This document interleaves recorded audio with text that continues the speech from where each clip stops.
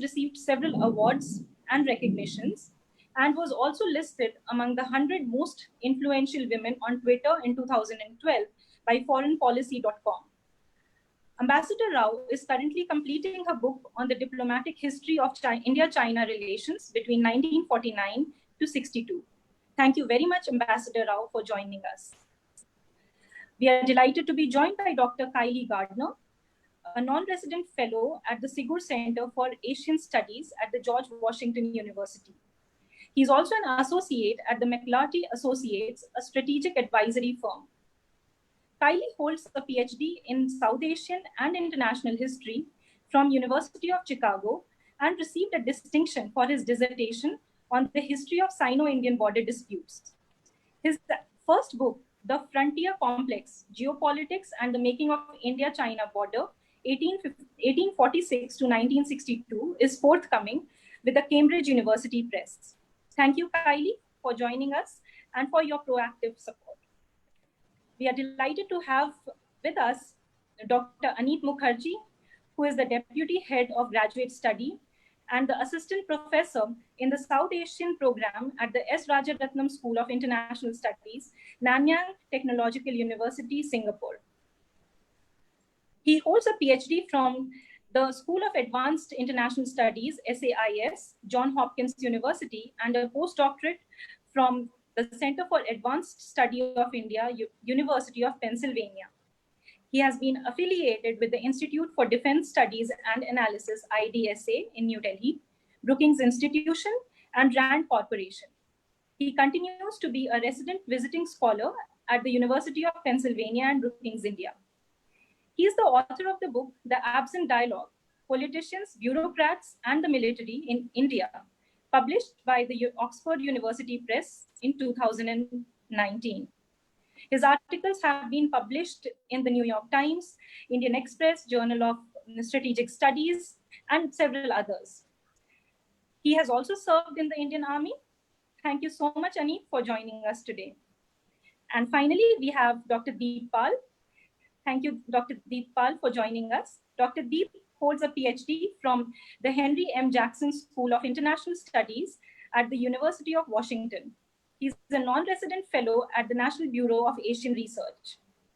He holds a master's degree in international affairs from the Elliott School of International Affairs at the George Washington University and has worked with the Center for Strategic and International Studies, CSIS, at Washington, DC, and also at the Institute of International Relations, Taipei, in Taiwan. Deep is an experienced broadcast journalist and has worked for the most watched TV stations in India, including Times Now, Aaj Tak, CNBC Awaaz, etc. Dr. Pal has specialized in the study of the complex dynamics guiding the Sino-Indian relationship since the mid-20th century. He's an avid writer and frequently contributes to publications such as Foreign Policy, China Brief, The Diplomat, The Wire, Life Mint, etc. So with this, we now come to the moment we have all been eagerly waiting for.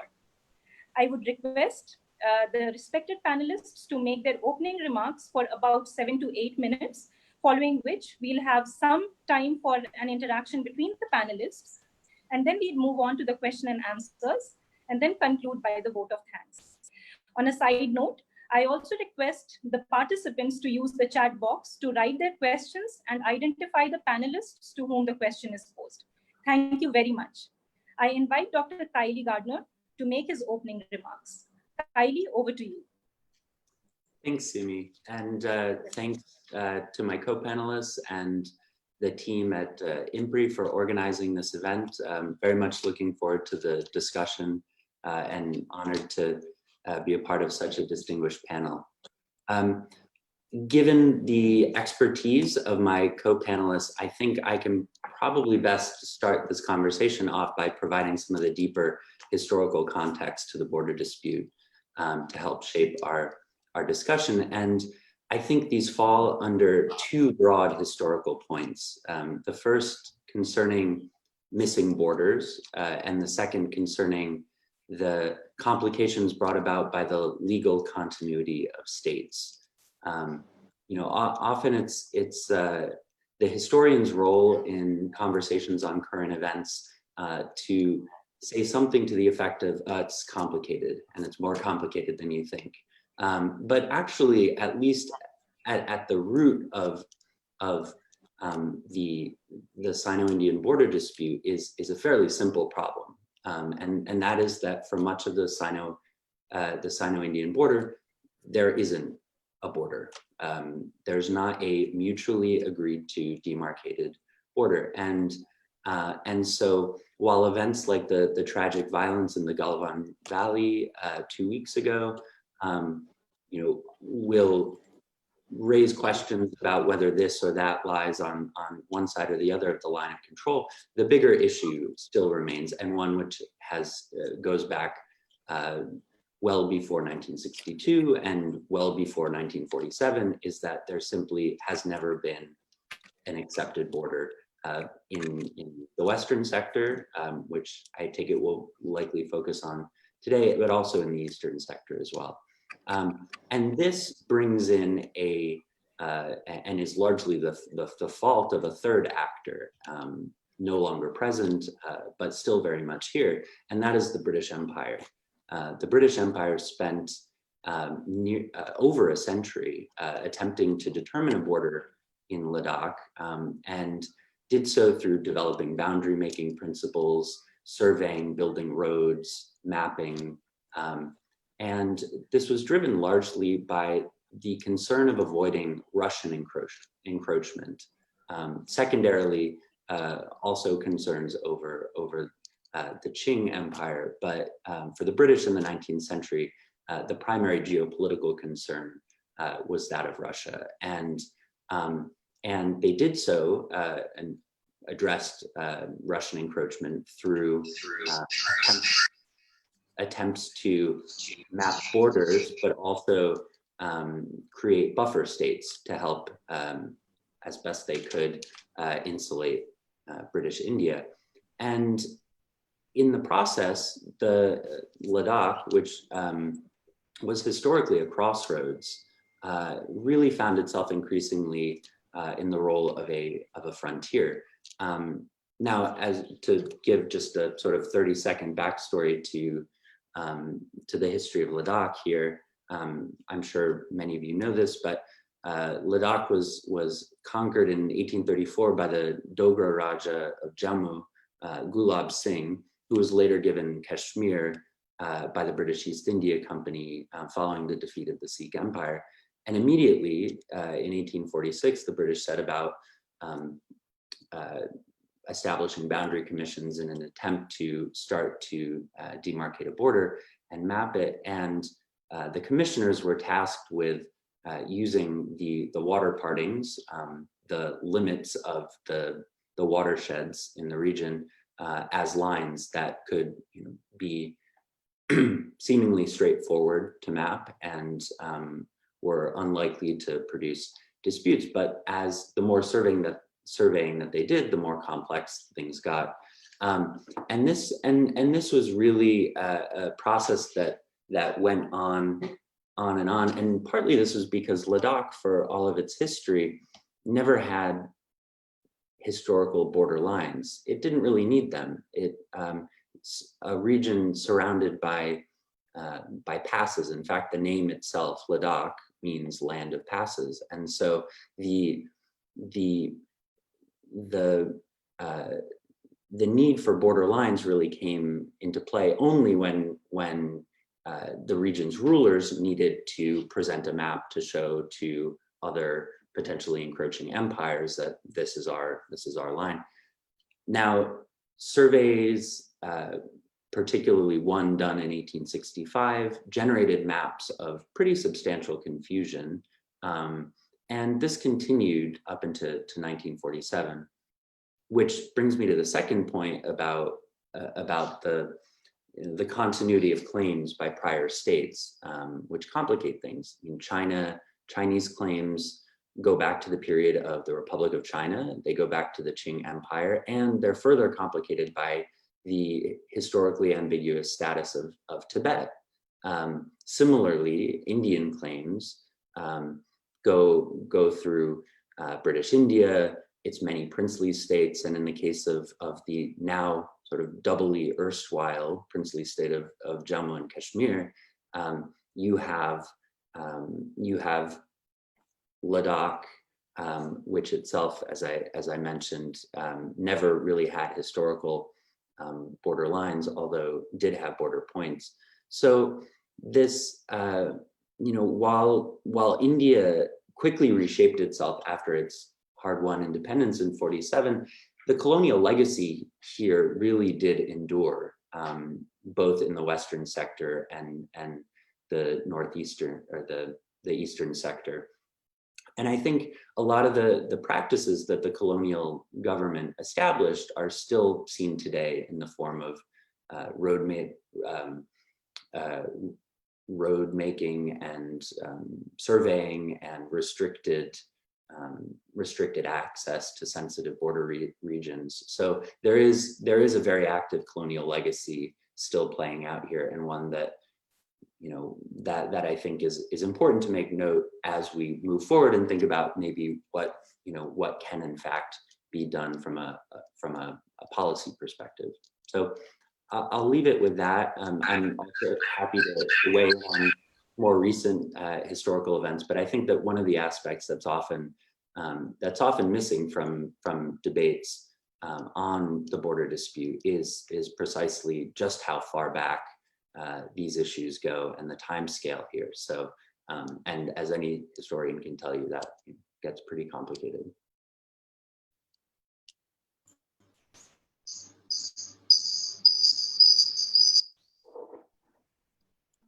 Sure, thank you.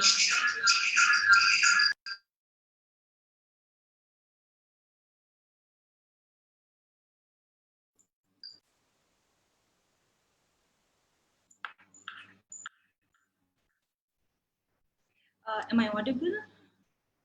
Yeah, okay, great. So thank you very much, Kylie, for your initial remarks.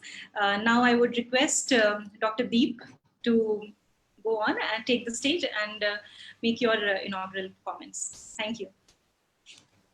Thank you, Simi. It's great to be here with Ambassador Rao and Anit as well as Kyle. And thank you for having us in this very topical and timely webinar.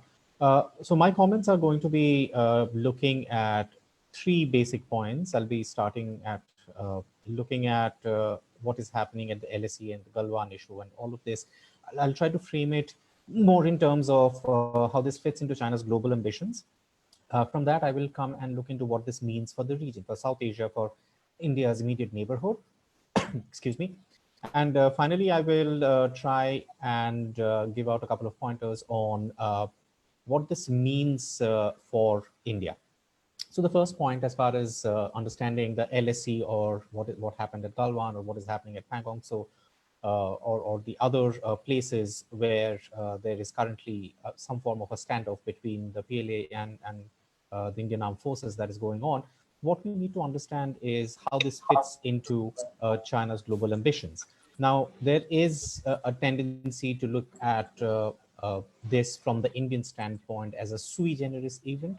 And I think that there is a mistake if we look at it only as this. Now, if we go back into how China sees itself or how it articulates its position in the world, there are a couple of these goals that were articulated some years ago when Xi Jinping came to power in 2012. Soon after that, he talked about something called the 2 centenary goals, which basically they form the basic foundation of his legacy and for achieving something that they call the China dream or the Chinese dream. It's an ideology that was advanced by Xi Jinping right at the outset. Now, the first centenary goal envisages PRC emerging as a moderately prosperous or a Xiaokang society by 2021, which is next year, and also the 100th anniversary of the Chinese Communist Party. Now, this and the second centenary refers to the centenary of the PRC, which is in 2049, by which China, they expect, will be a strong, democratic, civilized, harmonious, and modern socialist country. Now, 2021 is next year, and there are these certain goals that Xi Jinping expects or has to deliver to the Chinese people by next year, which will involve being moderately prosperous. And however, if you look at what has been happening in China, both internally as well as externally, the entire coronavirus pandemic has obviously affected the economy to a point where prosperity, at least of the kind that they have been used to with economic growth in the last 30 years or so, is not something that is very easily sustainable. Additionally, it is possibly fair to say that today China is has been cornered by a number of countries, more countries than any time in the recent past, over their role in the pandemic. And as all of these things happen, China can see itself in various kinds of trouble. And the entire question of reaching the first centenary goal next year becomes questionable. So what we see happening in China right now, or on the LSE right now, is a part of this broader canvas. We are seeing China have a number of issues with a number of countries, because China right now wants to see this moment when the entire world is distracted by the pandemic as a kind of opportunity to emerge on the global stage as the unquestioned leader. For one, we have seen them open many fronts across the world, right? Usually we have seen China concentrate on one or two fronts, which is not something that we're seeing right now. Apart from the issues with India, we are seeing them having issues with Canada, with Japan, with the national security legislature in Hong Kong. We are seeing them have issues with Taiwan. And above all, we are seeing relations with the United States come to a point where we have not seen them to be there in the last many, many years. Now, along with this, there is also this understanding that China sees the United States as firmly in retreat in the international arena, which leaves a kind of a strategic vacuum with which the PRC believes that it is ready to occupy at this point in time. We have seen the US most recently retreat from the WHO, and China is advancing its own model of a kind of a multilateral arrangement in the form of the Health Silk Road that will take over that point in time. So this is largely what the global ambition, the Chinese global ambitions look like right now. Now, as far as India's neighborhood is concerned, this basically means that we will see China spread itself far across India's neighborhood, far more than it has so far. Now, over the last few years, we have seen China build close relations with all of India's neighbors. We have seen them with build relations with Nepal, Bangladesh, Sri Lanka, the Maldives, Pakistan, of course. And one large part of this has been the BRI, but also otherwise they have started being closer to these various states. Now, that basically means that in future incidents between India and China, it is possible that we will see the neighbors also involved in some ways or the other. It will possibly be in ways that India will not like. We have heard the Chief of Army Staff recently talk about how Nepal's issue with the entire Kalapani issue may have had someone else behind them. Whether or not that is correct, whether or not that is the case is immaterial, but there is a growing perception that China will want to be present in all of these countries and the various kinds of decisions that they make increasingly. Now, the problem with that is India may not like this, but there is very little that India can do in these various sovereign entities expressing their right to have options in their internal as well as external issues. Now, what does this mean for India? The first thing that we must understand is that the India-China relationship has irrevocably changed after the incidents in Galwan in June 15-16. Now, we saw over the last 30 years or so, a whole host of measures being put into place since former Prime Minister Rajiv Gandhi's visit to Beijing in 1988. I'm sure Ambassador Menon will talk about that at some point. She also visited Beijing at that time. But the rapprochement that we saw come about as a result of that, which also brought about a number of agreements and confidence building measures between 1993 and 2013. All of these are basically under question right now, because what we are seeing happen in Galwan, what has happened at the LSE already, brings about a very basic trust deficit, which questions every move between the two parties. The same goes for the special representative level talks for settling the boundary question that have been going on, which have had over 22 rounds of talks at this point in time. But they will also be under question right now. It also means that India will have to, at some point, take a decision on whether or not they want to tiptoe around China, give the idea that India is not interested in encircling China in any way, because clearly that is not something that China has believed so far. Now, this is a time when Indian policymakers will have to look around the world and possibly strengthen partnerships, which may have already started with bringing Australia into the Malabar exercise. There will have to be a lot of other permutations and combinations that Indian policy members will have to look at right now.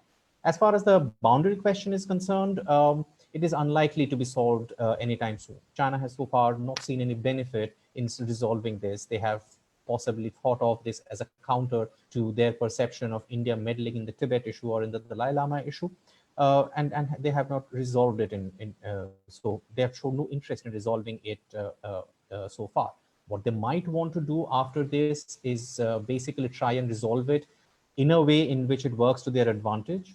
For example, today take Aksai Chin, tomorrow ask for Tawang, and so on and so forth, which basically would be their version of thinking that this essentially undercuts the possibility of any kind of Indian meddling in the Dalai Lama issue or in the Tibet issue in future. So I'm going to stop with that for the time being, and I'm happy to take forward any of the issues that I have brought up further on.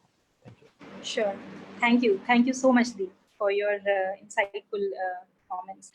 I invite Dr. Anit Mukherjee to make his inaugural comments. Thank you so much, Simi. It is good to be here. Firstly, I apologize for the Zoom background. I had a bet with my son and I lost the bet, and I had to put up the Toy Story thing as a Zoom background. I mean, I didn't know that Pluto is no longer considered a planet. So I don't know the things which are occurring in the world these days. Pluto, as I was growing up, it is a planet. It's not one anymore. So I apologize about the Zoom background. I'm not an expert on China. And although I've read a lot of the WhatsApp forwards, and if we go by the public discourse in India, that should kind of qualify me as an expert on China. I think 6 weeks ago, I was an expert on the COVID epidemic because I read a lot of WhatsApp forwards too.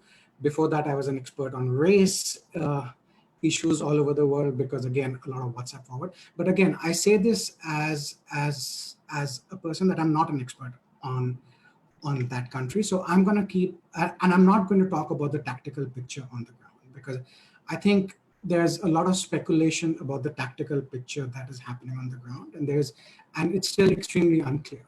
But I'm going to do, which is I'm going to ask a little bit of questions about the issue that I think we need to think about. And I have prepared a PowerPoint. I'm not sure if I can share it though. Is there a way to share the PowerPoint? No, I should have told you about that before, Simi. But anyway, okay, I'll go ahead. I just tried to share it and I was told that it's being disabled. Oh, wait. Yes, we can have that. Yes. Anshula, So, if you could just make Anit the co-host, he'll be able to share his screen. Thank you so much. I should have I've enabled the screen share. Yes. So let me start with the first question, which is the what question, right? Which is what is happening? The first thing that I think we need to admit upfront is there's been a change of status quo by China, right? For a long time, the discussion, at least in April and May, was, has anything changed? What we know now is decisively is China did change the status quo. They changed it primarily by large-scale deployment of troops. And I'm not going to get into the controversy right now about Galwan Valley, if they have occupied Patrol Point 14 or not. But as we speak, there is a speculation if we still have access to PP14. As we speak, there's still controversies about do we have access to the Finger 8 area, which was sort of disputed. I do not know enough about the facts on the ground if we can claim some sort of control over the area from finger 4 to finger 8. But questions are being asked about unilateral Chinese decisions to change the facts on the ground by deploying troops and constructing bunkers, which is what triggered this crisis off. So that is the big what question. And then, as we are all aware, there was the clash on June 15th, on the night of June 15th, in which we lost 20 soldiers. We are still uncertain about the number of people that they have lost. But it was the first time we had a bloody border since 1975. So I think it was a knock on the complacency which had set into this sort of, that it is just about fisticuffs, because it was completely unexpected. I don't think anybody expected it to turn so violent, and it was a nightmare scenario. For a long time, I think those people who have been studying the border have been arguing that, look, if blood is shed, if somebody dies, it will create an emotional pressure that will force both governments to take a more hard stand. And I think from this, we get the big unknown, which is, has China taken over supposed gray zones? Now, again, as I said, I'm not really an expert on the border dispute, but as far as I understand it, there are so-called gray zones, which was claimed by us, not occupied by them, or claimed by them, and we did not occupy it, and that was the so-called buffer. But what seems to have happened, at least in 2 places now, in the Galwan and perhaps even in the Pangong Lake area, and again, I say this with all about perhaps, right? Because I do not know the tactical picture on the ground, is that China has supposedly made unilateral changes to the ground situation. So that's the one. Second was the why question, right? Which is the why question that a lot of people have been sort of debating over. Deep just spoke about an aspect of the why question. There have been other attempts at answering why has China done so. And there have been arguments about, since India changed the administrative arrangement after the revocation of Article 370, it created a lot of turmoil in Beijing, and they did this to send a signal to India. There have been other arguments about infrastructure, that as India has improved its infrastructure, that has created a blowback, so they are doing this to sort of give a fait accompli to the Indian of armed forces. Third is about the international image. Deep spoke a little bit about that look, it could be an attempt by China to permanently show itself as the Asian hegemon. Fourth is perhaps this could be also a factor of domestic turmoil within Chinese politics, right? There have been a bit of speculation that, look, there is some sort of a domestic turmoil, and this is the best time for people to create an external crisis so that people will go around the flag. And fifth is Xi Jinping, which is, those people who say that China is an expansionist country, is just doing this because it's a part of it being evil. And sixth is etc. You could find another reason. There have been all these types of speculations, but why questions are inherently difficult to answer. So I have kept sixth as etc. because perhaps we will have another explanation day after tomorrow, because why questions inherently, they are important to answer. I mean, I'm not saying we should not try to attempt the why question, but inherently the why questions are difficult to answer, because just to give an example, even now historians are still divided about the exact causes for the 1962 war. Some people say it was India's Tibet policy, some people say it was India's alignment with the US, some people say it was domestic turmoil in China. And I do not think, even if somebody does something, they really will give the real underlying reasons why they're doing it. So although I completely accept that it's an important question to take on, I also think it's a very difficult question at this point of time. Perhaps the why would be known or would have been communicated to the most senior officials in India. But in the public domain, so far as we know, we are not very clear. So third is, how should India respond?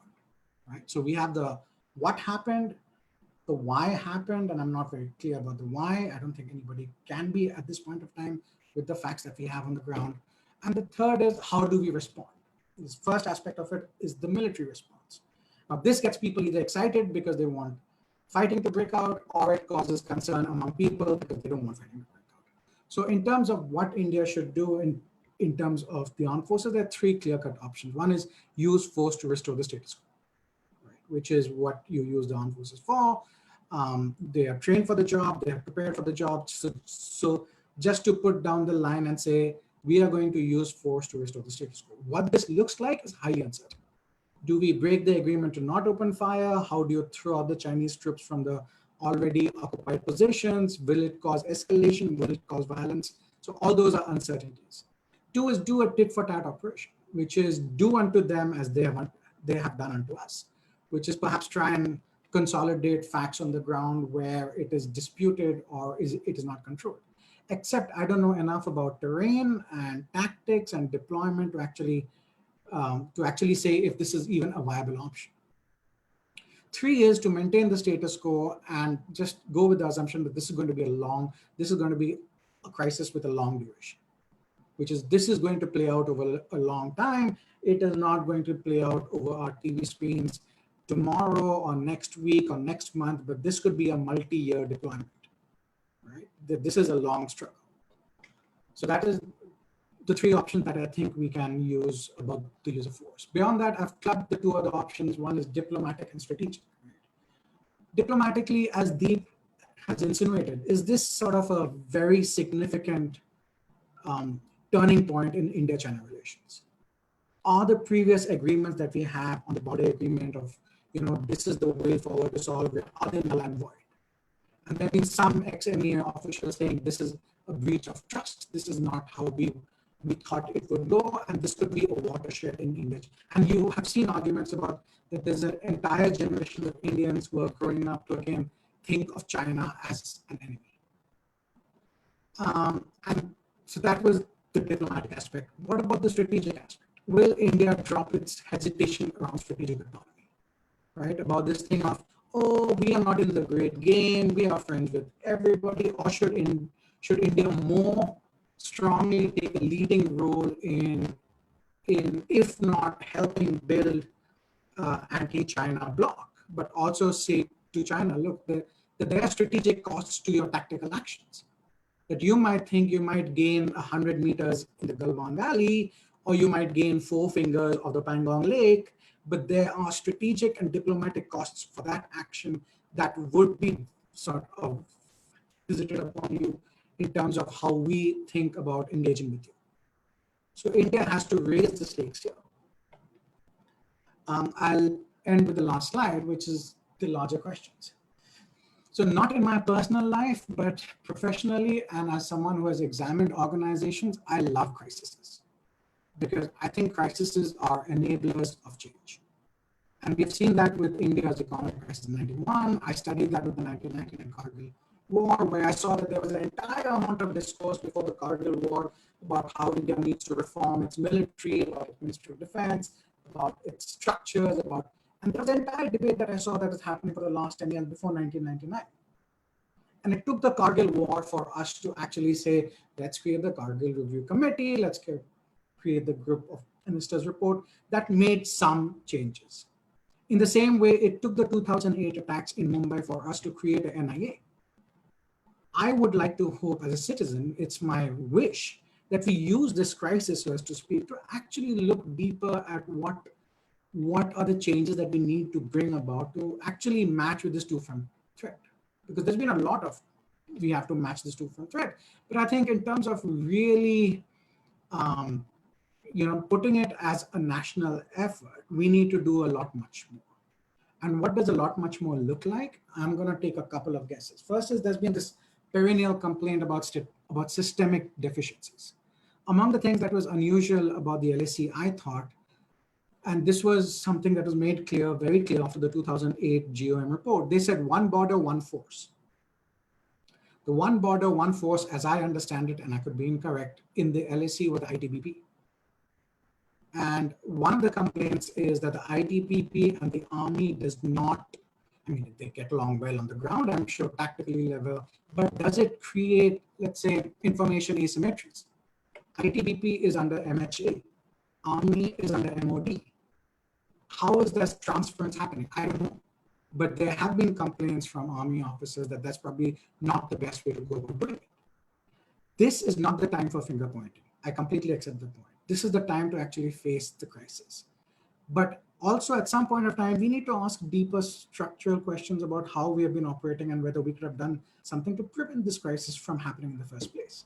I'll give another example. We talk about the infrastructure development. to give this government its credit, since 2014, according to a lot of the reports, they have significantly enhanced infrastructure development along the border areas. The question kind of needs to be asked, could that not have been done after 2000? Can we again take a really dispassionate look at how much was the road construction that was going on from 2000 to 2014? How many kilometers a day? Did we not pay attention to that issue back in the day? If not, why not? Was there other concerns? What were the concerns? And again, I say this without pointing a finger at anyone. I say this because I think it needs to be addressed. Thirdly is the military's own internal capabilities, right? I mean, among the questions that needs to be asked is, if you look at the Chinese deployment, they can bring light tanks on the ground. We have heavy MBT tanks. Has anybody really thought about, should we get a brigade of tanks that can actually operate well in that particular region, in that particular terrain, in that particular altitude, which is not heavy tanks? Is this even a factor? I'm taking a wild guess, but is this even a factor that we should think about? Also, I think even in terms of, if you look at the Indian Armed Forces, there's been a really decline in how much we are spending on the Indian military. And even if you look at the expenses, 28% of them are taken up on pensions, 32 of them on wages.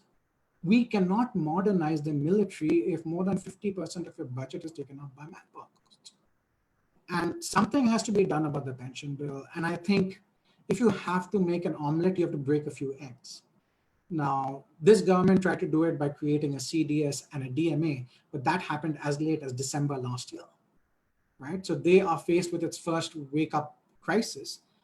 This should have happened perhaps midway through the first term of the Modi government. Perhaps it's a little too late. Lastly is more of an emphasis on how well do we know China.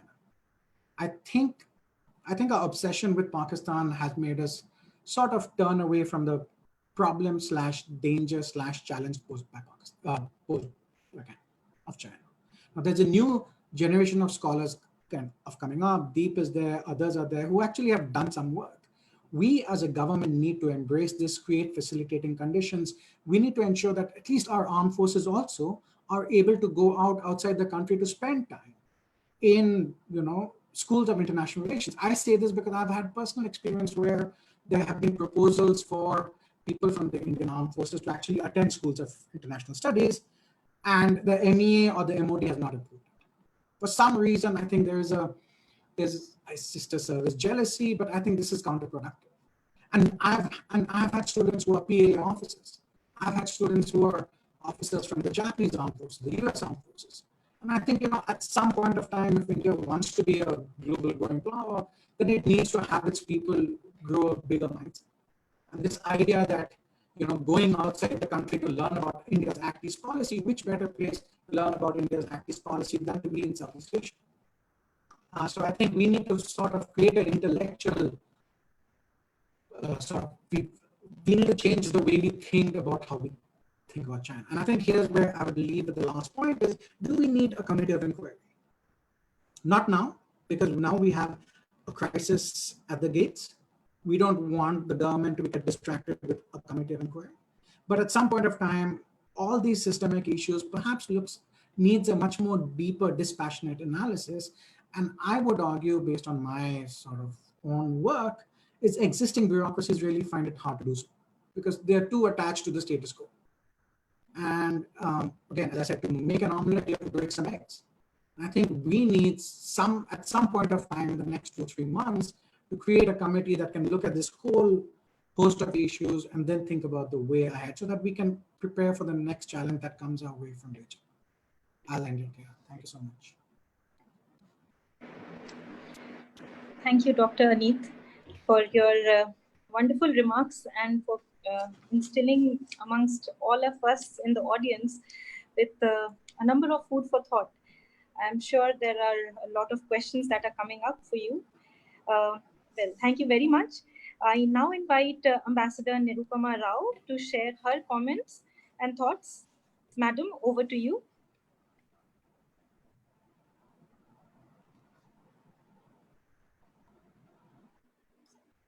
Thank you, Simi. It's wonderful to share this platform with so many eminent scholars of a new generation. I belong to an older generation. I've been around working on China since the mid-80s, which is a long time. And I may sound a little dated, so you will have to cut me some slack on that count. But what happened in Galwan, the face-off and the tragic fallout of that face-off on the 15th of June, has been called by many as a turning point in India-China relations. And it's called a turning point, I suppose, because it has, in a sense, put paid to and damaged the whole structure of relations between the two Asian giants, as it were, which had been painstakingly put together from at least from 1988, when Rajiv Gandhi, our then Prime Minister, visited China. And Deng Xiaoping, if you remember, called it the Asian century, in which India and China would be the main participants, and that the Asian century would have little meaning if these two countries did not progress and prosper and did not build good relations between themselves. Today, of course, there's very little talk of that Asian century being an India-China century by the Chinese, except, of course, in occasional diplomatic bromides that they issue when you have leadership level meetings, but their actions speak differently. Whatever China has seemed to do in the last few years would suggest that it would like to contain Indian growing power within South Asia. It would like to kind of checkmate our efforts to attain and our aspirations to a larger role on the global stage. And of course, their relationship with Pakistan has been a thorn in the flesh for us. And not more than that, I would suggest, in terms of national security and in terms of the defense of our borders and in terms of our fight against terrorism. On various fronts, I believe that relationship has begun to be more than just, a trend in our neighborhood that we have to keep a watch on.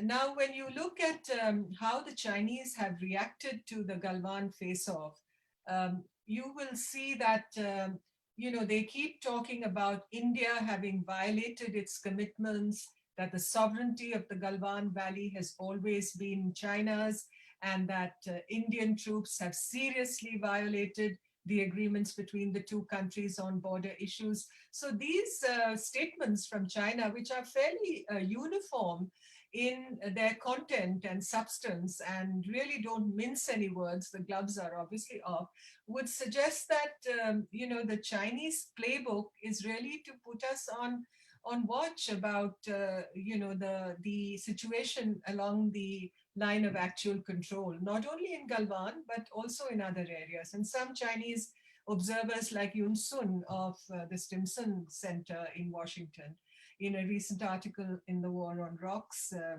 online site, talked about India's, infrastructure arms race with China, whatever that meant, because just as the Chinese have improved and consolidated their infrastructure capacity in on their side of the line of actual control, and areas leading into Aksai Chin from Xinjiang, and also from the southern side from Tibet, and nearer, the patrolling points along the LAC. Similarly, I believe it is perfectly within our rights. We are completely justified in improving our infrastructure capacity in areas close to the line of actual control. But obviously, the Chinese use this as a factor in the situation, which in their interpretation or their proclamation would suggest that has been a cause for tension. Now, the second point I'd like to make is, the border, the agreements and the protocols and the mechanisms that India and China had concluded from 1993 onwards, in 1996, in 2005, 2012, 2013, to maintain peace and tranquility in the areas along the line of actual control and to build confidence. They had worked pretty well, and for 45 years, in fact, even before 1993, from 1975 onwards, you had not encountered a situation similar to what happened in Galwan in any point across the long border and areas along the line of actual control between India and China. There had been transgressions, there had been face-to-face confrontations. The situation in Sundarong-Chu in the Tawang district of Arunachal Pradesh began in 1986 and it dragged on till for about 6 to 7 years, a biblical span as I would call it. But it was diffused ultimately. In fact, that face-off actually led to Rajiv Gandhi visiting China. And then subsequently, by 1993, we were talking of a regime of maintenance of peace and tranquility in the border areas, and such principles as equality and mutual benefit and mutual security, mutual and equal security. I think that's the term that we used. We were using those terms, and obviously they were used with some substance and some meaning to them, not empty words, not bromides.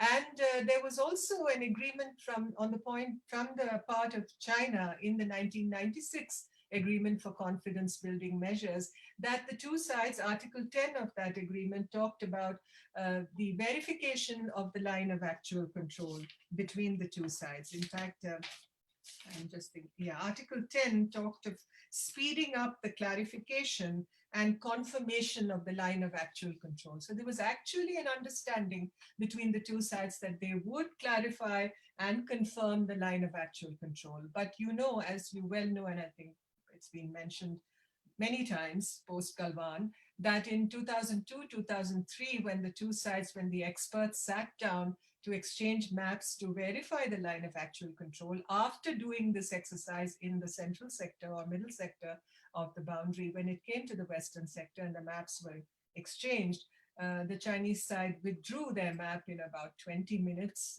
during that meeting, and there was no further movement after that. Now, why they did so, whether it was there were too large a gap between each side's interpretation of where the line lay, or whether it had something to do with the area around Karakoram Pass, where the Chinese had refused really to deal with us for some years now, and that has a lot perhaps to do with the so-called understandings that they've reached with Pakistan on that side, west of the Karakoram Pass, considerably west of the Karakoram Pass, where, as you know, Pakistan illegally ceded territory to China in the Sino-Pak Boundary Agreement of 1963. So the agreement to clarify the line of actual control really did not get anywhere. And as you can see, it has the differences that have cropped up along the LAC really point to the lack of or the inability of the two sides to jointly clarify this line and to confirm it. Whatever you may say about pockets of differences along the LAC. But the fact is, in Galwan, it goes a little beyond that, in my view. It's not just a question of differences in perception of the LAC, because if you look at the coordinates which were conveyed to the Indian side in 1960 during the official talks between the governments of India and the PRC, we had 3 rounds of talks, as you know, in Beijing, in Delhi, and in Yangon. And each side put forward, their explanations of the basis for their border alignments.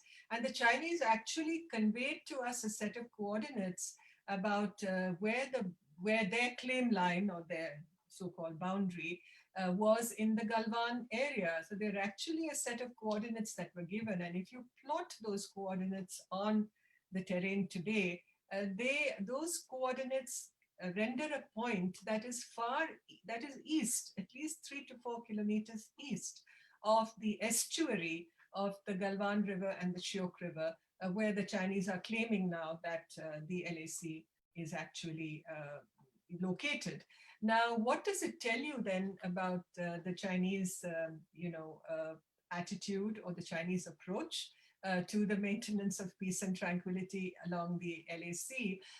It really suggests that their so-called claim line and and thereby their interpretation of the LAC is a constantly moving interpretation, and that is an extremely worrisome factor because it really introduces a new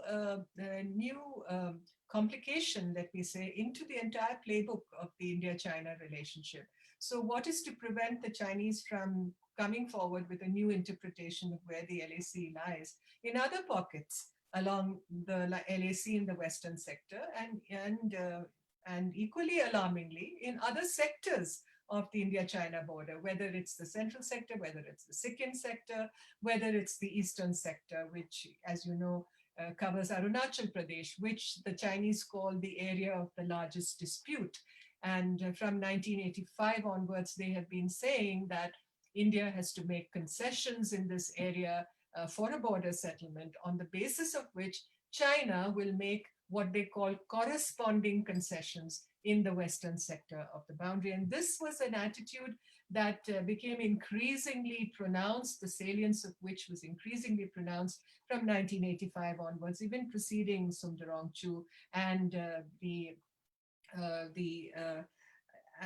ascent, let me say, of Arunachal Pradesh to the status of a state of the Indian Union from the status of a union territory. So, so today, this is the complexity that presents itself to us. The India-China border, one of the longest land borders in the world, is an unsettled border. And over the decades, the situation has only grown more complicated. And it has firstly to do with the attitude that the Chinese present in the boundary negotiations, and now in treating the situation along the line of actual control by advancing their claims. And of course, today, knocking on everybody's door or on everybody's doorstep is this huge behemoth we call China today, risen, very different, let's say, from 1988 when Rajiv Gandhi went to China and our GDPs, India's and China's, were more or less at the same level. We were roughly similar countries. I recall caravans, I can call them caravans of Chinese experts, making their way to New Delhi saying that we would like to study how you do your audits and accounts. We would like to study what your space program is. We would like to study how your civil service is organized. We want to study your agricultural sector. And I still remember, I'm old enough to remember that. And I see, where they are today. They've obviously made great strides and won, let's be frank, the admiration of the world in the process. But side by side, they've abandoned, as you all know, the 24-character diktat of Deng Xiaoping. And Xi Jinping's China is really, talking about China becoming #1, China being unrelenting about safeguarding and advancing its territorial claims. You see that in the East China Sea, the South China Sea. And now you see that on the land border with India. So it's a very bloated sense of self that China has today. And we have to really, deal with that and craft a strategy that is able to safeguard our interests and also to leverage the equities and the advantages that we have in the region with our friends and partners in order to create, let us say, some degree of resistance, firm resistance, resolute resistance to the advances made by China. I agree that, conflict with China, war with China, prolonged and protracted contest and confrontation with China may not be the best solution for India today. And we have our tasks cut out for us in terms of the transformation of India within, and of course, ensuring a good external balance for us without, so externally. Maybe I need to explain that, unless it might get misunderstood otherwise. So, so this is where we stand, and what do we want? The question is often asked. And before I do that, I wrote briefly some time ago about what are the sources of Chinese conduct in Ladakh today. Now, one, of course, they want to advance their claims and to overlook our strategic assets, especially given the fact that Leh, the capital of Ladakh, is so much in the vicinity of these areas that have now come under threat by increased activity from China. And secondly, of course, a lot of people have spoken about the reorganization of Jammu and Kashmir following the revocation of Article 370 by the government of India in early August 2019, and the kind of Chinese protest that was occasioned as a result. Now, we have, of course, told the Chinese there is really no change as far as the external boundaries of the region are concerned, and that we have not sought in any way to change the status quo as far as dealing with China on these issues is concerned. But they have read the whole reinterpretation, obviously, in their own calculus, in their own scale of how to react to these events. And I think the linkage with Pakistan comes in particularly. It stares us in the face here, because the reorganization of the erstwhile state of Jammu and Kashmir into the Union territories of Jammu and Kashmir and the Union territory of Ladakh. And if you look now at the map of the northernmost part of India, you see that the Union territory of Ladakh occupies a huge area. In fact, the district of Leh today is the second largest district in India after Kutch in Gujarat. I think it's about 45,110 square kilometers, if I'm not mistaken, and it includes it includes the areas of Gilgit, Wazarat, Chilhas, and tribal territory as we defined it in 1947, in addition to the remaining areas of the Leh and Ladakh districts of 1947 after cutting out Kargil, after the carving out of the Kargil district. So obviously, Ladakh has become, essentially our external, let's say on the front line in many ways, with China as far as Aksai Chin is concerned, and of course with Pakistan occupied areas as far as Gilgit-Baltistan and those areas, contiguous areas are concerned. And Gilgit-Baltistan, of course, is that part of Pakistan occupied Kashmir that through which the CPEC, earlier the Karakoram Highway, which China built, runs. And therefore there is a China connection there. And of course you have Aksai Chin. And I still remember from the late 80s when Sundarong Chu was, troubling the relationship, one of the Chinese diplomats telling us we had a lot of heated exchanges, I remember at that time, talking about Aksai Chin and saying, as far as Aksai Chin is concerned, you can say goodbye to Aksai Chin. That's not on the negotiating table, really speaking. Tempers were very high, and words sometimes exchanged at on these occasions can be very weighted, and in many senses they can symbolize what is the hidden attitude or agenda of the other side. And it's very ingrained in my memory, that particular statement. So obviously some complication has arisen. I am not swallowing any Chinese line on this, but I'm trying to interpret what the Chinese conveyed to us in 2019. And the fact today is that as far as China and Pakistan are concerned, the alignment between these two countries and the concordance of interest, even strategic interest, as expressed through the infrastructure build-up in occupied Kashmir and the Pakistan-occupied Kashmir, and also, the way China has got Pakistan's back, as it were, on so many issues, whether it's the NSG, whether it's Masood Azhar. China is really Pakistan's iron brother, as it were. And so the question that arises is, if there is confrontation, conflict between India and China in the Western sector, what are China and Pakistan what tricks do they have up their sleeve, literally? So we have to be concerned about it, because China, to my mind, is walking an increasingly fine line on the India-Pakistan issue. So let's not whistle to keep our courage high. I don't think whistling to keep our courage high is going to work here. We have to take very, very hard-nosed and very clear-eyed, clear-headed analyses we need of how to proceed with the situation ahead. I think the Doklam playbook, we stood up to we should continue to stand up to China. I don't deny that. We have to be resolute, we have to be firm.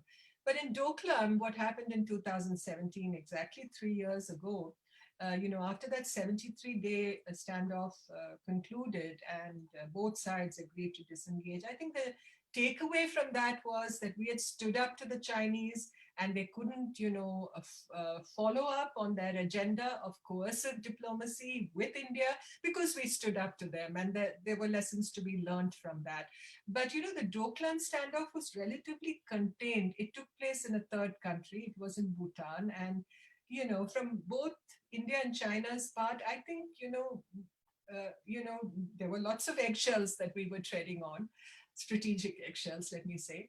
And we disengaged. We did show a very firm front to China, and China's coercion did not work. But China must have retreated, I think, totally unhappy, I think, with the way things went. And we were, of course, relieved that the tensions had de-escalated, and the crisis had been dealt with with conclusions that were very much, I think, to our satisfaction. But that playbook, Chinese playbook, whether it really applies now in the case of our border or our LAC, we cannot be too sanguine about this, because it's 3 years down the line and China is even more emboldened in a coronavirus situation. I think there's a lot of, as I said, a bloated sense of self, of hyper-nationalism, and very, some people call it avant-garde nationalism. There's no other country really has that kind of, nationalism that the Chinese are displaying. And I think on issues of territory all across the board, I think we're dealing with a country that is increasingly unrelenting and doesn't play by any rules. So we're really dealing with some kind of a it's like, an outlaw riding into town at high noon in one of those old cowboy movies, throwing open the saloon door, shooting down everybody and saying, I'm here and you deal with me. So I think we have to be worried about it, and we have to look at how we can build a stronger external balance with our friends and partners. I'm not saying we need the United States or the Japanese fighting side by side with us, but I think we need to improve our defense capability, our infrastructure, and I think we should, more military exercises that are a show of strength. Bring in the Australians, bring in the Japanese, bring in the Americans, and we already have the Quad. And I think we have to be less subtle and less hesitant about proclaiming where our interests lie and where our alignments are. It's not that we are going to build alliances, but yes, alignments. Yes, we can afford to build multiple alignments. And similarly with Russia, let's not discard that relationship. I think it still has many advantages inbuilt for us. And Russia is a friend of China and India. So I think it occupies a privileged position in that sense. So let's not disregard that relationship. I'm going to stop here because I realize that there should be time for questions and answers. And I believe Dr. Arjun Kumar is also here, so he may want to speak. Thank you. Thank you very much, Ambassador Rao. It is always a delight and a pleasure to listen to you, and your expertise and your experience totally adds up to the entire value of the discussion. So I'm sure the audience is loving the program. So thank you again. So what I'll do now is we'll just give a few minutes in case among the panelists, if anybody would like to pose questions or comments to one another, if that is there, or we can just move on to the question answers, where we have a few sets, a couple of sets, in fact, of questions, and then they are coming on here on the chat box as well. So anybody who would like to, anybody in the panel, anybody who would like to ask a question to one another? I have a question to Yes. ask, if you don't mind. Please. I'm going to take advantage of this, Ambassador Rao, and ask you this question, which is about the whole ITBP on the LAC border, right? I mean, there's this, there have been kind of complaints from people in the armed forces that having the ITBP deployed there, but under the under the MHA, it creates too many institutions and too many organizations in charge. So there is the MEA through the China Study Group that works with the military, the ITBP through the MHA. That now I'm sure they all have, but there have been these complaints that the ITBP has its kind of headquarters at Srinagar. They have an advanced kind of, so it creates so-called dissonance. Were you aware of any such discussion of why shouldn't the LAC be given to the army, or was there ever a demand from the army side of, give us the LAC? Thank you. Thank you, Anit. Not to my knowledge, at least not in my time when I used to attend meetings. But let me say that I have the highest respect both for the Army and the ITBP. And the ITBP, the knowledge and of the terrain, and just the intimate knowledge of the mountains, and the fact that they've been policing this frontier from before the 1962 operations.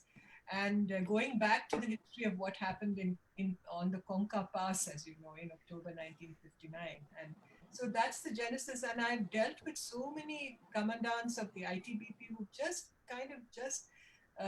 you get gobsmacked literally by their knowledge and just the intimate details that they possess about the border areas. So I think that's a national asset that we shouldn't discard at all. And I think the Army and the ITBP have worked well with each other. And if there are, certain areas which can be improved in terms of coordination and, interoperability, then look at it. But don't throw the baby out with the bathwater, is my view. Thank you. Sure, thank you. Does anyone else have a question on the panel to your fellow panelists? Okay, so yeah, please go ahead. Another question for Ambassador Rao. I'd be curious, given your experience on kind of the front line with these negotiations over the past 2-3 decades, have you seen any aspects of either the 22 rounds of talks or those particularly around the 93, 96, 2012 and so forth, declarations, any particular aspects that seem to work particularly well in terms of generating, I guess, bringing the Chinese closer to a response? Are there any sort of historical nuggets of hope in this process that you think might be effective moving forward? Thank you. Well, talking of historical nuggets of hope, my recollection goes back to the period in the relationship immediately after the Rajiv Gandhi visit of 1988, where I think the level of trust, if one can call it that, however modest it might have been, was much more tangible than it was, let's say, after our nuclear tests of 1998, when there was a little period of estrangement, and then we got back got the relationship back on the rails. But I seriously think that period between 1988 to 1992, 1993, when we signed the Border Peace and Tranquility Agreement, the first one, I think that was some kind of a period in relations between the two countries. Certainly not a Hindi Chini bhai bhai kind of phase, not at all. We had come through, we had been seared by the experience of 1962, and I remember how much soul searching it took for Rajiv Gandhi to make that visit, because there was a lot of political opposition to having a summit level visit to China. And so once that visit had succeeded to some extent in clearing the atmosphere, especially at a time when Sundarajamchu had escalated tension between the two countries. So the gains from that visit were considerable. And that enabled us, I think, to move forward with the setting up of the joint working group on the boundary question. And then ultimately to the Border Peace and Tranquility Agreement. So that was, I think, a good phase in the relationship where we were pragmatic, we were realistic. There was no dreaminess about anybody's approach.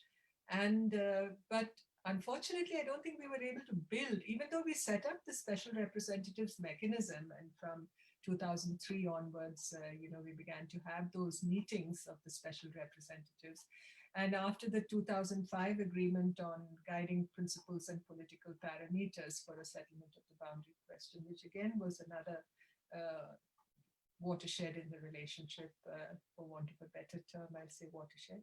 And but post that, I think we've again, it's slowed down, and it's kind of, wheels grinding in the mud, literally. How do we get the traction to move forward? I think that's the point. Thank you, ma'am. Thank you so much. Deep, do you have a question, or can we continue? No, I'm good. We can continue. Yes, thank you. Okay, so now we come to the question and answers round, and we'll do it in such a way that these have been sent to us via email, and we have taken the liberty to identify respective panelists with the questions. And I'll first read out the questions, and then in that very order, I would request the panelists to answer. So the questions would be posed first. So this is a question to Ambassador Rao, that is there a lack of political will in China and India to solve this border issue? Is there any prospect of change in the direction from the wolf warrior diplomacy towards a more conciliatory approach if there would be a change in the Chinese leadership? Second question is to Dr. Anit. Is there a possibility that the ongoing border dispute are a handiwork of China and Pakistan to destabilize and eventually to take over some more parts of India? The next question is to Dr. Deep. It comes from George Washington University. There has been enormous media coverage. I'll just repeat. There has been enormous media coverage in India and less in China, if we compare, on the ongoing border dispute. Added to this is the enormous rising Indian nationalism. However, the Indian government seems to exhibit restraints and wants a diplomatic solution. Do you think that the Modi government is hijacked by the Indian nationalist media and the Indian military, which wants to use the crisis to raise their defense budget? And the final question is to Kylie, that since 2017, with its Indo-Pacific strategy, the US government is actively seeking cooperation with India. With this ongoing border dispute, will this push India more towards the US side?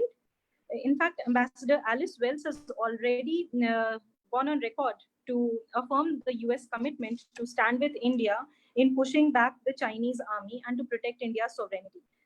In fact, 3 American aircraft carrier strike groups have already been flown down to the Indo-Pacific. So your comments on this? So over to you, Ambassador Rao, if you could begin. I think the first question was about whether the leaders of both countries have the political will to resolve the boundary question and the problems between the two sides. Well, for the last couple of decades, our leaders have met regularly. There's been a systemic, approach to leadership level contacts that we witnessed in the relationship, the growth of a strategic partnership for peace and prosperity between the two countries. So at least on the surface, political will has been expressed by both sides that India and China being two large Asian countries with 4/5 of the world's population between them, that they need to settle their problems because world peace and well-being and progress and development depends on that. But the actions that you've seen in Galwan over the last few days and the way the Chinese are, the kind of profile and the face that they are showing us in these areas would kind of, they've cast a shadow, let's say, on the relationship, on mutual confidence, on mutual trust, which is at almost at zero level today. And that definitely has an impact on political will also. I mean, just to pick up the pieces from Galwan is going to take time. It's not going to happen overnight. But I think the fact that the diplomatic channel between the two countries continues to function would give some hope that we can de-escalate, that tension can be reduced, and that we can get back to the drawing board on how to resolve the problems between the two countries. But it's not going to be easy. The present mood, especially the public mood, is also very, very, exacerbated in many ways. It's angry and the alarm has been sounded. So it will take a little time, I think, to bring the relationship back to the rails. But without political will, we can't solve this. And I think given the fact that the government of Prime Minister Modi enjoys such an overwhelming majority on the political stage in India, and also in terms of popularity and in terms of acceptance by the people of India, I think Prime Minister Modi is very well positioned to take bold decisions to settle the border between India and China. It will involve some degree of mutual adjustment and mutual concession. There's no doubt about it. No negotiation can succeed. But it takes two hands to clap, as the Chinese saying goes. And what is President Xi Jinping's attitude to this? I mean, you have a very hyper-nationalist leader there who tends to look inward, who is, there's a lot of, addressing the galleries on these issues. But the fact that, the news coverage in China after Galwan, although, the Global Times and others are very shrill in their comment, but by and large, within China, I think they've tried to contain the levels of alarm and levels of concern as far as the Chinese people are concerned. The Economist wrote recently how the police guard outside the Indian embassy in Beijing is just the same as before, 4 or 5 policemen outside the Indian embassy. There's no sense that you're getting that something has gone wrong with the relationship between India and China. So there's an attempt to downplay this in China. What does it mean? Does it just is part and parcel of their very controlling way in which they handle news coverage of sensitive issues, the way the Chinese regime handles it? Or does it mean that they're still keeping a door open to negotiation and to diffusing the situation with India? I mean, the jury's out on it. So that's the question on political will. About wolf warriors, I think, that is the face of Chinese diplomacy. But, I recall, and Daniel Markey cited this in his recent book on China's Western Horizon. He says Zhou Enlai defined Chinese diplomats as members of a culturally armed People's Liberation Army. So, that's what they are. They're soft on, he said, diplomats should be soft on the outside and hard on the inside, armed with an understanding of culture and possessing loyalty to the country as well as an absolute discipline. I mean, all diplomats should be soft on the outside and hard on the outside. I think it applies to diplomats of all nationalities. But The other part about them being members of a culturally armed People's Liberation Army, I think essentially sums up what wolf warriors are like today. So it's basically, I think there was a piece, I think, written in 1995 by a Chinese analyst, and it's not my language, so I'll read it out. To screw foreigners is patriotic. That seems to be the bottom line. Thank you. Sure. Thank you, ma'am. Thank you. Anit, would you like to go? Thanks, Amy. I was asked whether this is a handiwork of Pakistan and China to take over parts of Ladakh.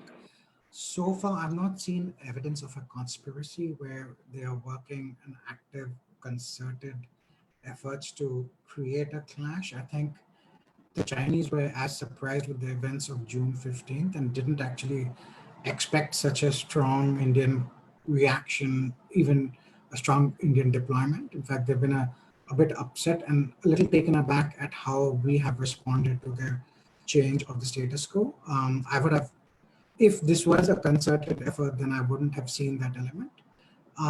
If war breaks out, then anything is on the table. So should it be a cause of alarm? I don't think we are there yet. But is it completely out of the realm of possibility? No. Thank you. Sure. Thank you, Anit. Deep, if you would like to go. Quickly, Simi. So the question says that if this is an attempt by the military, and who else to raise their budget? The last part of the military, and it mentions the military and who else? No, for the military, which wants to who wants to use the crisis to raise their defense budget, and whether the nationalist media is trying to hijack the government of India's policy of restraint. Okay, so I'm going to take this question in two parts. The first part is about media coverage in the two countries and hyper nationalism in Indian media. Now, I'm going to argue that, excuse me, just as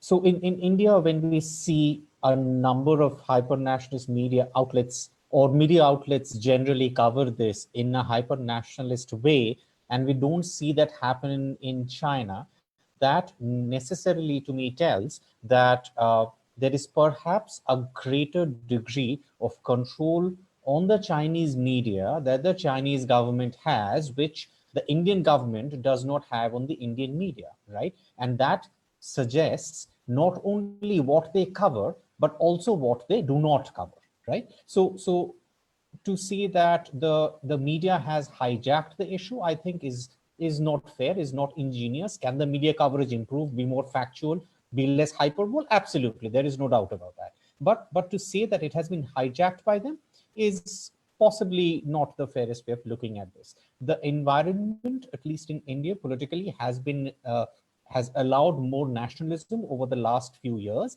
and this is a reflection of that charged nationalistic environment, the way you see this issue being covered. That's the first one. As far as whether this has been hijacked by the military to raise their budget, I don't think I haven't seen any evidence that would suggest that. Anit is plugged on far more into the military people. I mean, he might have views about this, but nothing I have seen seems to suggest that that is the case. Also, I'm not very certain if this is how the military in India works. I mean, there has been some literature that has talked about how the Indian military stayed away from being politicized since the early days after independence, unlike how the military has been politicized in some of our neighboring countries or some post-colonial Asian countries, etc. Though certain aspects of the military have been possibly politicized in recent years, I still don't think it's gotten to a point where they can independently operate to the point of hijacking this and create a situation like we are seeing right now with the purpose of raising their budget. Thank you. Sure. Thank you, Deep. Kylie, are you there? Yeah, so on Kylie, please. US-India relations, I think there's no doubt that over not just the current US administration, but really over the past 20 years, our relationship has grown much closer.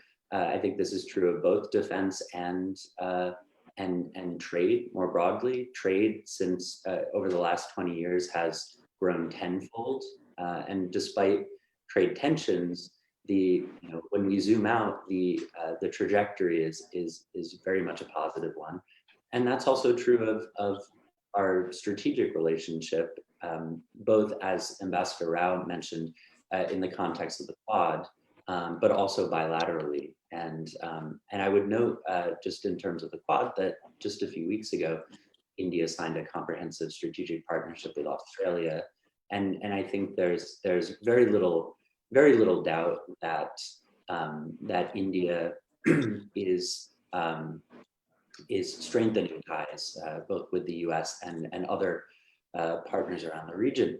That said, I think it's also important, and again, to echo a point that Ambassador Rao made, that India also has close relationships with Russia, particularly in terms of defense. I'm not sure of the exact figure, but I think the majority of India's defense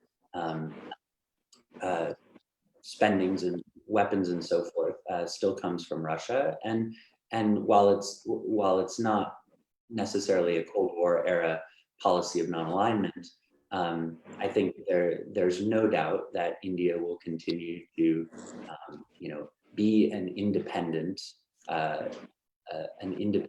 player when it comes to its own strategic interests, and drawing both on the US, Russia, and other nations as needed.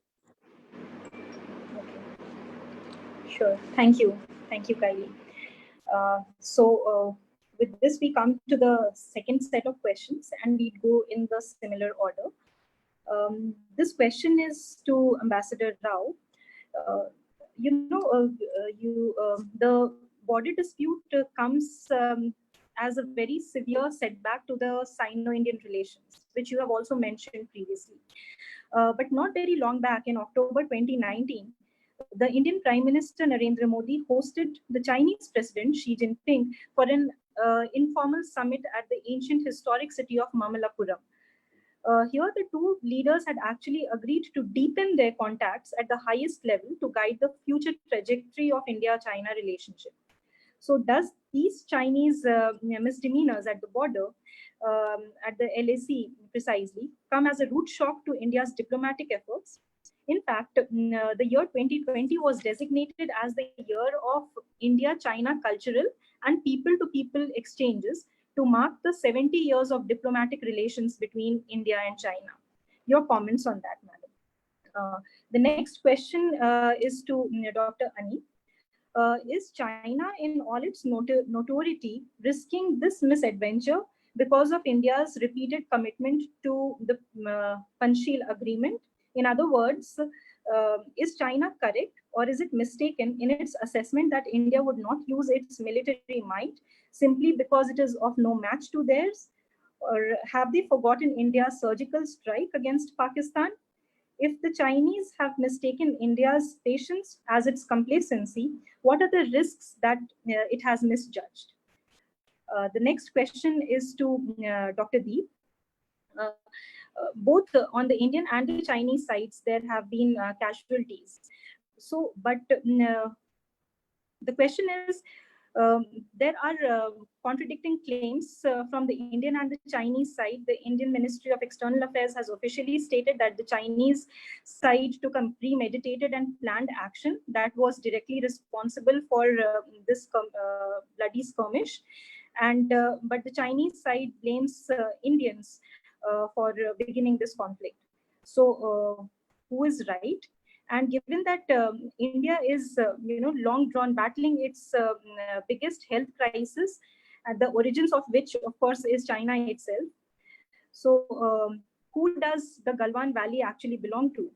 And the next question is to Kylie. There has been, if you would have been observing, the India's neighborhood, Pakistan, Bangladesh, yeah, and even Myanmar, they all have demonstrated affinity to China because of the economic aid, infrastructure development, military assistance, or being an all-weather friend or the guardian at the UN Security Council when cases of human rights violations or allegations of sponsoring terrorism comes up for discussion. So your comments on that? Simply because India has recently been elected as a non-permanent member at the UN Security Council for 2 years. So what are the odds for India to navigate through this at the most powerful UN agency or UN organ, with the caveat that the weaknesses of powers of being a non-permanent member? So over to you, Ambassador Rao. Well, I think this question more or less covers what I had answered Yes. the first question, so I don't want to repeat myself, but I think it's far too important a relationship in India's and China's relationship to be thrown away. I mean, as some suggest, what happened in Galwan was an unmitigated tragedy, but we have to look to what happens in the future in this relationship. Do we want conflict? Do we want tension? Both countries have to act in a mature and grown-up fashion and to sort out their problems. We have to study closely what went wrong in Galwan and make sure that we don't have a repeat of such tragedies again. We have to de-escalate, and I think we have to damp down emotional reactions and hysterical responses to all that has happened. We have to, as I said earlier, be clear-headed and cool and rational about how we move forward. The informal summits that Mr. Modi and Mr. Xi Jinping had in Wuhan and in Mamallapuram, they did serve their purpose. Informal summits, of course, are a very in not an unconventional way in diplomacy for leaders to reach out and create good communication and a level of confidence and ease of communication. So we shouldn't completely sort of say that it didn't work. The relationship has underlying complexities and complications that predate any contemporary efforts that we are making. As you said, it's 70 years since we established diplomatic relations between the two countries. But don't forget what Jawaharlal Nehru said in 1952 when he was briefing or talking to the first Indian cultural delegation that was going to China. And he said that the challenge between India and China, or the kind of when two countries come up against each other like this, that challenge runs across the spine of Asia. And, we often accuse Mr. Nehru of being soft on China, but I think deep down he understood, the kind of, the inherent complexities in this relationship. So we have to keep that in mind. We can't, as I said, forget that. But communication has to be maintained nonetheless. We may not be friends, we are adversaries. Now we call, I hear the word even enemy being used against China, but diplomacy essentially is about finding middle ground and trying to reduce tensions, and because that works for the benefit of the country, to reduce those tensions. War or conflict will not work to our benefit. Thank you, ma'am. So if all the panelists agree, can we go on till another 20 minutes with this set of questions and the vote of thanks? Is it okay? Yeah. Okay, great. So yes, Dr. Anit, over to you. Thank you. So I was asked about the question of whether China has forgotten the Uri strikes and has underestimated India. I don't know anything about Chinese motivations, right? Or their analysis of what was India thinking. I wouldn't know anything about that. But I do think that it might have made a misjudgment with changing the status quo as it has done, right? I do think that there has, that perhaps either they did not think this through, or the other conclusion, and so this is an unanticipated crisis. They did not think that it would become such a big deal, that people might die on the border, and that it might create such an anti-Chinese feeling among the Indian people, and that it might be an inadvertent watershed. So that's one kind of line of thinking. Or they actually anticipated that India would do the things it would do, but it didn't care. Right? It just did not care what would the Indians kind of respond, because they were confident enough that they would be able to take on any Indian action. In some ways, both these conclusions are a little kind of disturbing. The first, because it is misjudging India, so it does not understand India too well. The second, because if that conclusion is true, then it is just, as was said by Ambassador Rao, it's been the cowboy who enters the saloon and starts shooting and is very brazen about a challenge. And I think they're both a little kind of troubling to me. Thank you. Thank you, Deep. Right. So the question about the contradictory claims, right? India is saying that this was a premeditated attack from Chinese side, and China says the other thing. Now, and connected to it, who does Galwan Valley really belong to? So as Ambassador mentioned in her presentation earlier in the report of the officials of the 1961 conversation, we hear that the coordinates that were given out by the Chinese side, by the Chinese officials about where their claim lines lie, when you input them in the topography now, you find that they are further east, 3 to 4 miles further east to what they are claiming right now. So I think that by itself answers who does Galwan Valley belong to. They are right now trying to push into territory that even they did not claim in 1961, and are now they are now trying to say that no, this is what we had claimed, this is what we said is ours in 61, which, as we can see, documents prove otherwise. That's the first part of the thing. The second part is when you look at the kind of claims and counterclaims that are being made on both sides, one aspect of it is that obviously we will, when the two armies are standing eyeball to eyeball across the LOC, you will not find either side backing out at this point and saying that, okay, it was our fault, we didn't do it, you were right. So that's one part of it. But the question, the real question that you need to ask at this point is, why is it that it is China who seems to have questions or problems with territoriality with all its neighbors? I mean, you look at the South China Sea, you look at the East China Sea, you look at India. Why is it that everywhere they have to come and say that, oh, we are the victims, we were sitting peacefully, and out of the blue, everyone else, why is it that everyone else seems to have it out for China? I think that's a larger question that we need to find the answer to, or look for the answer to understand what kind of a narrative China wants to create about itself, both for its domestic audience. Please understand that it's not just for the external audience, it's not just for the world. It is also important for China to come across as a victim. It's a strange kind of duality. On one hand, they want to say that we are so powerful, we have arrived, we are ready to lead the world, and therefore, the space that the US vacates should be ours. At the same time, they want to say, oh, look at us, we are the victim, and everyone is after us. It's a strange kind of duality that is at the core of how China sees itself. Thank you, Deep. Thank you. Kylie? I'll pick up where Deep left off Yes. in terms of relations with neighbors. It strikes me that there's actually kind of an interesting parallel between at least India's relations with the permanent members of the UN Security Council and India's relations with its neighbors in SAARC in particular. There's one fairly hostile neighbor, that is Pakistan, but apart from Pakistan, India enjoys good relations with its South Asian neighbors, and I think is really seen as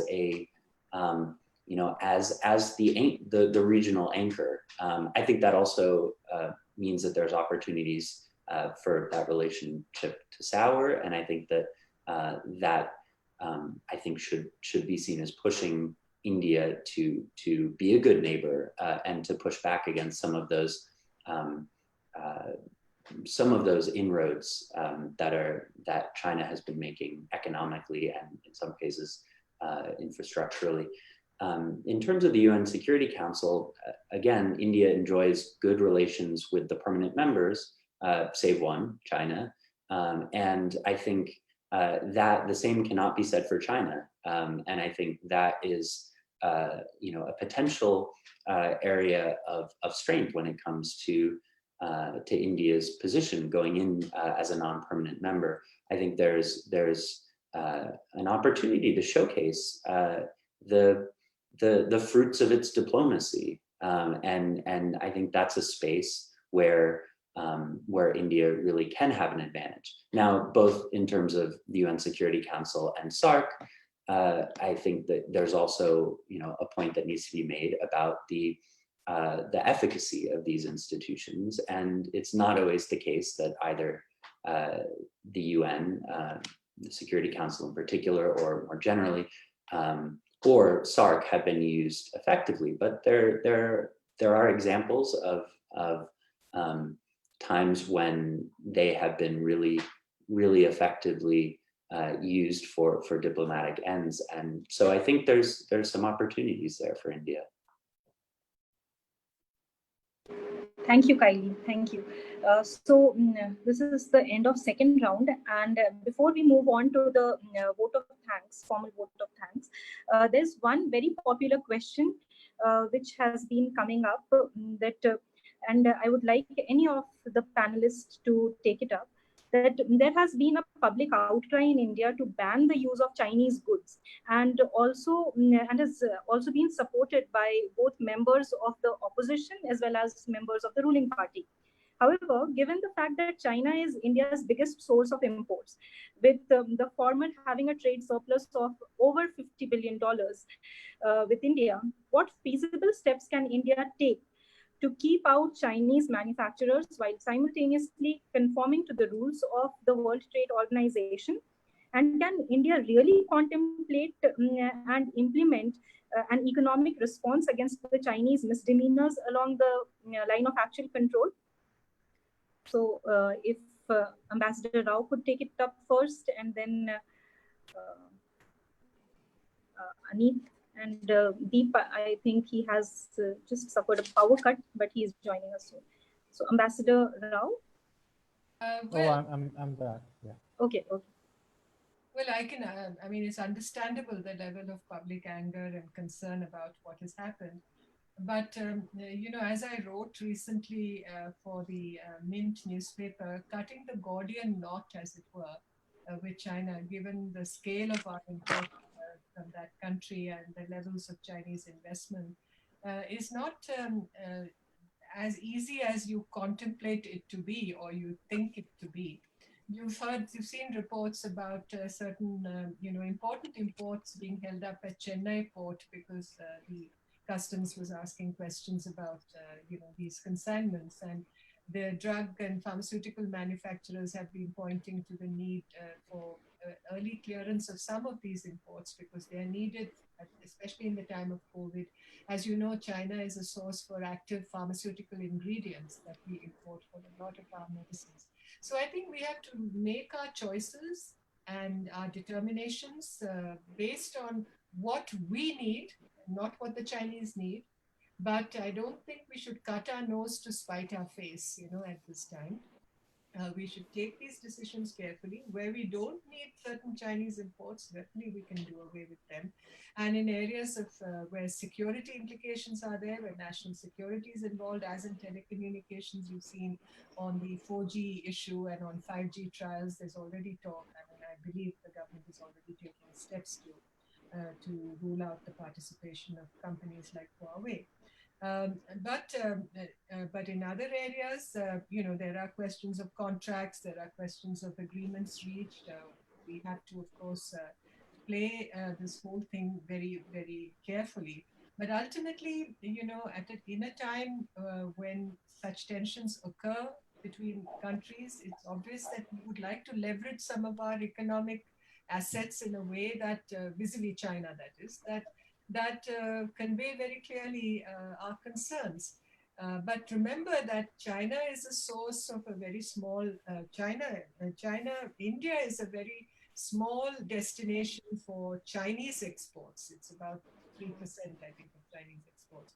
Whereas 14%, I believe, of our imports come from China. And investment from Chinese companies in some key technology startups and in infrastructure, in manufacturing, in real estate, all that, China has come into almost every part of our society in the last few years.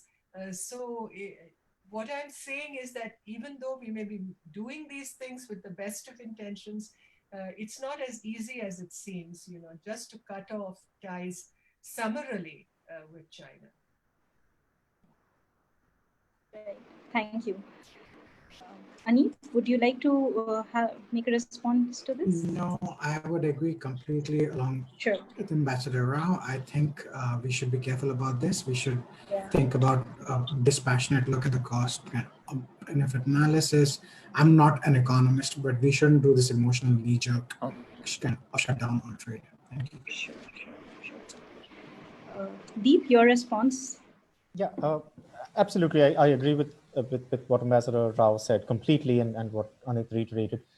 Just a couple of quick points. One is that there needs to be some kind of a separation of what we consider strategic and what we don't consider strategic. That is something. If that is not a conversation, or this is not something that has happened within the various ministries of the department, now is a time when we can't avoid having this conversation anymore and making these calls, right?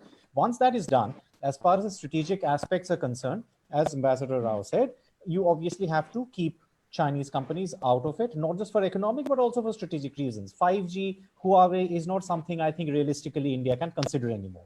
So that is done. Now, as far as the non-strategic aspect is concerned, economic activity is essentially about being able to acquire or procure raw materials, intermediate goods, and finished products from some source or the other. Now, the issue here is that India has to either be able to manufacture these things itself, or find somewhere some other supplier, some other country that is not China, which can do it at the same pace, at the same cost, at the same time. Now, till these are done, it is I think not more than rhetorical to say that let's push China out of everything. These are very practical, valid questions that have to be thought about. And after that, if replacements are possible, because even if you look at the economic figures, you'll see that whatever it is that we import from China, if you look at the second importers, they are far below. So there's a huge gap. So unless you can find a creative way of closing that gap, or you say that, okay, this is the economic cost that we have to pay, that India as a country has to pay for strategic reasons or political reasons, then that's a different question. But that conversation has to happen. Sure. Thank you, Imrati. Kylie, would you like to respond? To sound like a broken record, I would agree with Ambassador Rao, and I would add 2 points. One, the very obvious one, that geographically, China and India, are stuck where they are, and that produces certain kinds of realities, irrespective of trade relations. And the second one would be that even before the crisis along the line of actual control, there was the crisis of COVID and the crisis to supply chains. And I think that there is a danger for every country, and I think this has become very clear in the past few months, that an over-reliance on any one source in terms of supply chains can be very detrimental to business. So supply chain diversification, whether that means shifting to greater domestic production or diversifying sources, can be good. I mean, that's irrespective of the sort of domestic policy considerations about how to respond to China, which I would simply echo Ambassador Rao's comments on. Sure. Thank you very much, Kylie. So now we are almost towards the end. of the webinar. I now introduce to you Dr. Arjun Kumar, who has been sitting through this session very patiently. He is the Director of Impact and Policy Research Institute. He holds a PhD in economics from Jawaharlal Nehru University. He is also a China-India Visiting Scholars Fellow at Ashoka University, and he is affiliated with the Tongji University. He has deep interests in international politics, and he seeks to focus more on the convergences of international development with geopolitics. With this, I invite Dr. Kumar to ask one last question to the respected panelists and then deliver the vote of thanks. Dr. Kumar, over to you. And thank you so much, Simi. A very exciting session, and the time is moving out. But I just have one question, because I'm also looking at the India-China relations from infrastructure and economic perspective. So my question is that does any of the panel foresee or suggest that India joins the Blue Dot network, or the Quad we just discussed, with Australia, Australia, Japan, and US, especially when India has not joined or shown any interest in the BRI projects, and also not joined the RCEP, the Regional Comprehensive Economic Partnership. Through this, would India's economics and infrastructure would be jeopardized? So that is the question. I would urge Ambassador Rao to take it first. And also, she very importantly mentioned that there are contentions not from now but from the last century on the aspect of spine of Asia, and that is also becoming one of the core issues. That is why I'm bringing this infrastructure and the economic question along with the trade one. So panelists, please. Yes. Thank you, Dr. Arjun Kumar. Well, I'll just be brief. I think when it comes to working with Japan and like-minded democracies and our region, to provide feasible and concrete and credible alternatives to the BRI to other countries in the region, I think is a very important choice that India should make. And I believe we've already taken steps in that direction to work with our friends and partners, especially with Japan on this Africa-Asia, I think it's called Prosperity Corridor. We're talking of a corridor between Africa, Asia, working with Japan, and exactly, addressing the need that you just mentioned. So that, I think, should go forward, and we bring a specific set of skills to the table, and our other friends and partners bring their own formidable skills to the table, including the United States. And we can together, I believe, craft very, very viable and workable alternatives to the BRI, because the BRI has already been shown up for various flaws and weaknesses. I need not go into that. But you're just looking at the debt burden of some of the countries, smaller developing countries who are involved in the BRI, and the whole lack of transparency, and the fact that all the contracts go to Chinese companies and to Chinese labor. So it's a very uneven playing field. It's all about, China über alles, as they say, China over everybody.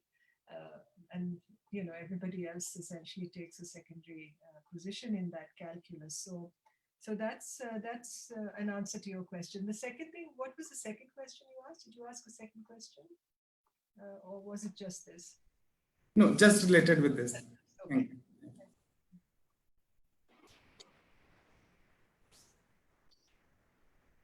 Dr. Anit? Thank you. Arjun. I think, so I won't talk too much about the blue tick because I'm not really an expert on the economics of it. So I think Deep can take it on, and he actually talked about the 5G and the Huawei. But I'm going to say one thing, which is, I think this Indian straddling of strategic autonomy, of we're not really in any camp, we're not going with anyone, is actually a very cute trick. But it's not really getting us much in terms of our external balancing, right? I mean, I've heard so many of the people who engage India, whether they're Japanese or Americans or Australians or others, that the Indians are very careful about not saying anything that could potentially antagonize China. And I think that has not served India's interests well. I think because there's a very clear-cut, if there's any alliance that we can call an alliance in the post-Cold War era, it's the one between China and Pakistan, right? And I think for us to pretend that, oh no, we are not going to, call the Quad a Quad, and we are not going to declare kind of declarations or not, align our statements, actually gets us the worst of both worlds, which is the Chinese, as it is, don't believe that we are not ganging up against them, because they would think it from a realist perspective. They'd say, why aren't you doing it, right? They have done it in the past. Why is India so shy to actually say that, look, we do share apprehensions about China's expansionist mindset. We are seeing it across the world. We have seen it in the South China Sea. There are countries in Southeast Asia that are concerned about it. And all they hear from the Indians are, well, we can't turn up for Shangri-La dialogue. We cannot come for this. We are all under the UN flag. Well, the UN flag is decided by the P5. And guess who's a part of the P5? Not India. So we are basically saying our military would be deployed only when China approves it. What does that tell you about us? Right? I think we really need to get out of the straitjacket of, we should not upset the Chinese because they don't care. Sure. That's my personal opinion on this. So I think in terms of so it's not about putting all your eggs in one basket. It's not just about we are only going to work. We should work with anybody who shares the same interests. It's not about the country. It's basically about the alignment of interests. Whether the interests align with France or with America or with Russia at times. And I think India does expect that in the long run, the China partnership with the Moscow actually would not pan out. So I think it does not serve India's interest to actually play this game so cutely. So that's me. Thank you. Thank you, Dr. Deepal. Yes. Yeah. Quick short. Just one word. Listening to Anit, I'm reminded of that line from Charles Dickens's David Copperfield, where Clara, the character in David Copperfield, the constant advice to her is, Clara, be firm. I think we have to do that. That applies to India too. Before I answer this, I must say I never thought that either strategic autonomy would be called cute, or India-China relations. The answer to India-China relations was in David Copperfield. So this has been a very enlightening session for me personally. Now, going on to the question of the Blue Dot Network, I'm going to take a 35,000 feet view like Anit did. Where India is now, one of the major policy steps that will have to be there going from here will involve external balancing, right? And whatever kind of tools that India needs to employ, or whatever kind of various architectures that India needs to look at for this, is it the Quad Plus? Is it a military element to the Quad? Is it the Blue Dot Network? Is it something else? I think all of these, it's time now that we approach all of these with a very open mind. And my sense is that India will also find a lot of willing partners or members in these architectures, because as we were talking about earlier, there are a vast number of countries that are feeling quite jittery about the way China has been behaving in at least for most of this year, both in terms of the kind of pin tricks and salami slicing and all of that we are seeing, but also in terms of how China dealt with the entire coronavirus issue, misdirected, misinformed, and obfuscated initially, and then through wolf warrior diplomacy tried to make people shut up and not talk about when they try to bring about when they try to pin the culpability on China. So I think India will good policy making would involve India looking at all of these various opportunities or options as they may present themselves. Sure. Dr. Kylie, if you'd like to make a just brief response, so that we can just, I would only, echo Deep's last point, that I think this is, there are potentially effective multilateral institutions that have been developed that can be used and leveraged for India's strategic and economic interests. And I think that there's particularly given, I think, rising assertiveness on the part of China, and the kind of global response that, particularly from democratic countries, that it's received. I think now is a particularly good time for India to take advantage of these multilateral institutions. I think the Blue Dot Network, the Quad, these are obviously good ones, and as I mentioned earlier, with the strategic partnership signed with Australia, I think it's clear that India is to some extent already taking these steps. Thank you all respected panelists. Arjun, if you would like to just deliver the vote of thanks briefly, and then we'll, it's yes, Simi, thank you everyone for a very interesting and enlightening session on today's panel discussion, and which we extended for almost more than half an hour. I thank all of you for being part of our international webinar on border disputes in Sino-Indian relations, past, present, and prospect. I would like to thank our panelists, Ambassador Nirupama Rao, thank you, ma'am. Dr. Anit Mukherjee, thank you, sir. Dr. Deep Pal, thank you. And most importantly, Dr. Kyle Gardner, who has joined from US on the first day of the week, very early in the morning. I would also like to take this opportunity to thank Sigur Center for Asian Studies at George Washington University at Washington, DC, and also its director, Professor Benjamin Hopkins, for this unwavering support in this collaborative exercise. It has been very enlightening holding this discussion, and I would just like to conclude by saying that the relation of India and China dates back to 2 centuries at least before BC, before Christ. And India, China, both the countries have ancient civilization. Both are largest developing countries and also are emerging economies.